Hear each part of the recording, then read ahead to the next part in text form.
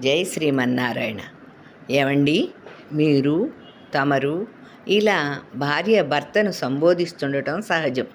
కానీ కొంతమంది వారి వారి పేర్లతో పిలుస్తుంటారు.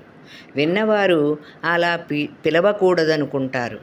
మనం ఏం ఆచరించినా ధర్మాలు, పురాణాలు, ఇతిహాసాల ప్రకారమే జీవనం సాగిస్తుంటాము. భర్త భార్యను తండ్రి వంశంతో కూడా సంబోధిస్తూ ఉంటాడు. సీతను జనకరాజపుత్రి అని పిలిచేవాడు.